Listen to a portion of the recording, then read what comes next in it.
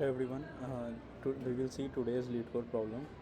This is a contiguous array, and we will solve this today's problem contiguous array, which is given. This is a medium problem, so which is given a binary array nums. Return the maximum length of a contiguous array with an equal number of 0 and 1.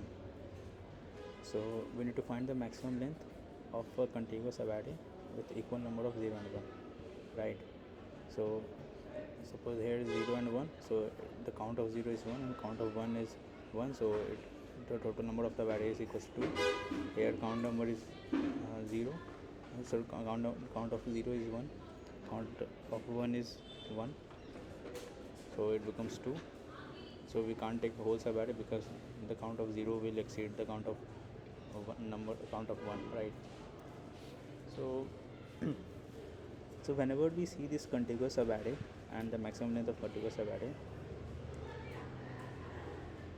so we will always try to think we will have 3 to 4 approaches, right? First was the sliding window approach. The second was using hashing, means another map and something. So these two approaches should stuck our mind whenever we see the contiguous subarray, right? So if whether we will see that whether we can use sliding window or not, right? So we need to find the total number equal of number of 0 and 1.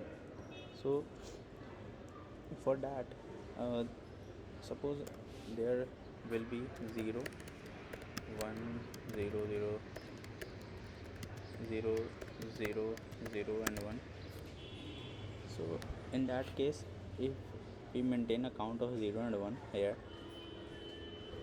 suppose this is 1, this is again 1, so it becomes 2, again 0 it's come, so it is greater than 0, so we don't have any specific window, right? So how means at what condition we will slide this window? If the count of 0 is increased greater than the count of 1, in that case if we slide this window, then we will miss some of the cases, right?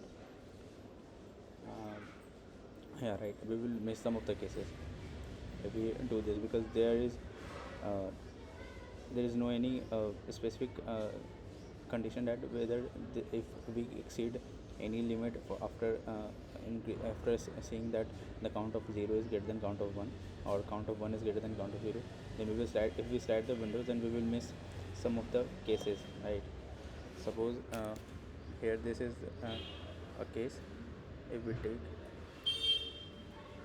so if we see this case, then we will miss some of the cases. If we suppose here we will use at this point we will have 4 number of counts.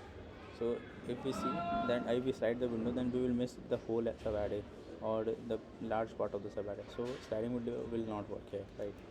So now we will see if we can use hashing for that. So if you remember the problem which has the total number of arrays or something, which has the largest maximum sum or something, it looks like that, right? So what we can do is we can simply take and we can simply use a hash map.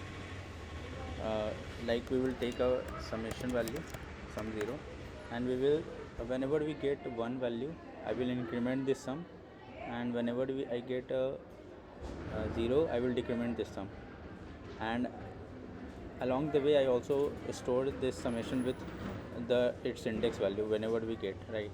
So that if again that summation value is present in my hash map, so I will be confirmed that there will be an array,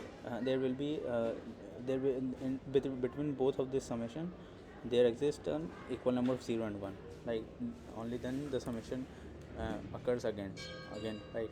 It's just the previous problems. I think I have already made the video on something. So if we see whenever we get 0, I am storing -1. Suppose if we take this example here, so first -1, then again 0, then -1, then -2, then -3, then -4, now again -3, right? So if we see that I'm storing this -1 with index 0, I'm storing this 0 with index 1, again I'm getting this -1 which is already present in my hash map on index 0. So what I will do that it means that between this summation, between this 2 index and this 0th index, there will be an equal number of 1 and 0. That's why the summation again comes equal, again occurs, right? The summation value again occurs, right?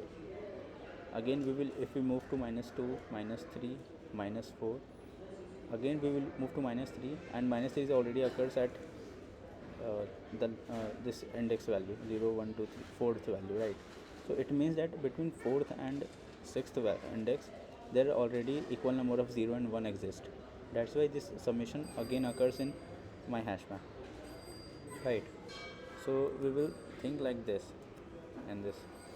So here the logic part was that how will you think, the main logic was that if you confirm that you can use hashing.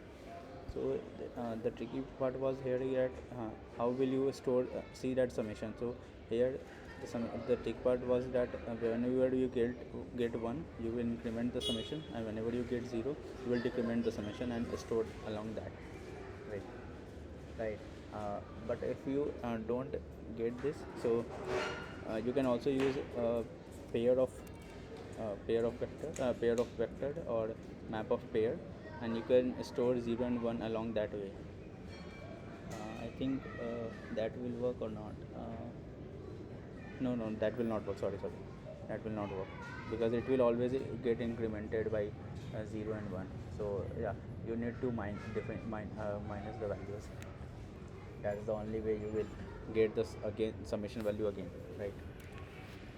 So I think, and so the time complexity will be O of n in that case, and the space complexity will be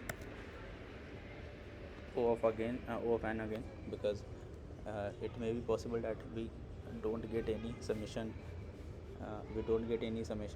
again, right? So again we will not update this summation value with updated index. Why? Because suppose here it is occur -1, here it is occur -1, and again at some point of time we will get -1 again. So from here to here we will get the whole subarrays as an answer, because this -1 again occurs. So it means that between this -1 and between this -1 there are equal number of count of zeros and 1. So we will only see the first occurrence of summation and store that index only, and if we get another summation we will simply calculate the length of between them and store that. So we can do that. So for that I can simply store that value, and can use another map to store the summation value simply. And for that what I can do is simply I can store the summation value. Also I need to make a variable sum for that, to store whenever I get a summation map value is equals to 1. So whenever I get a nums value is equals to 1, I will increment, otherwise I will decrement it, and we will check whether this map has contained this summation value already exist or not. So I need to also calculate the length, so I will make an answer variable to store my maximum length. So for that if I get the summation value again, I will store that summation value in my answer by I minus MP of sum. So yeah, and else if I don't get, then I will simply store that index in my answer, in my hash map, and I will return that answer. So if I see this summation value, okay, I missed one case, that what if I get a 0, like we will get the total number of 0 and 1 again. So what if I get 0? Let's suppose here 0 1, and I will get summation 0, but I have not stored the 0 in my summation. So in that case, what will be stored for MP of 0? Will it be 0? No, 0 and 1, so it should be minus 1 to store, because minus 1. Why? Because suppose here at index 1 I am getting MP 0, so I also need to measure this length, otherwise we will miss this length of subarray. So this 1 minus 1 is equals to 2, which is the answer of this 2 index, right? So I will store MP of 0 is equals to minus 1 here also. So I think this will work. Let's check. Also okay, I also include this test case here to get a better safety for.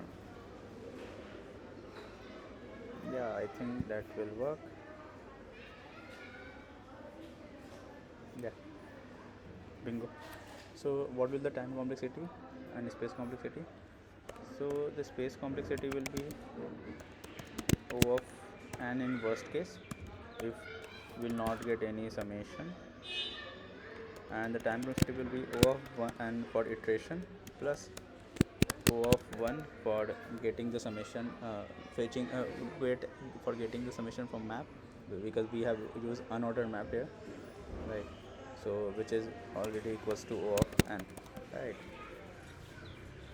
So I think, yeah, this will work. Thank you.